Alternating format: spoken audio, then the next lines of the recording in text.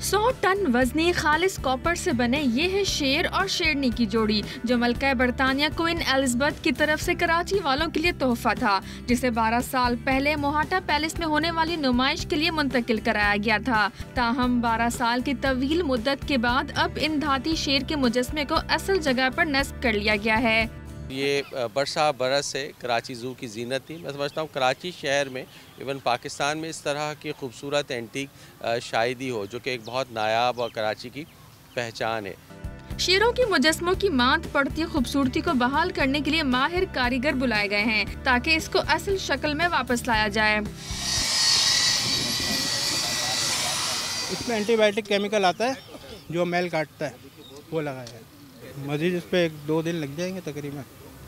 मुजस्मों की तज़ीनो आराइश का काम जारी है और जल्द ही इसे अवाम के लिए खोल दिया जाएगा।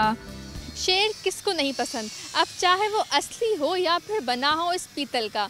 मलका बरतानिया की जानिब से तोहफे में दिए गए ये शेर आने वालों को खुशामदीद कहने के लिए तैयार हो रहे हैं। कैमरामैन मोहम्मद अली के साथ आमना असद, डॉन न्यूज़, कराची।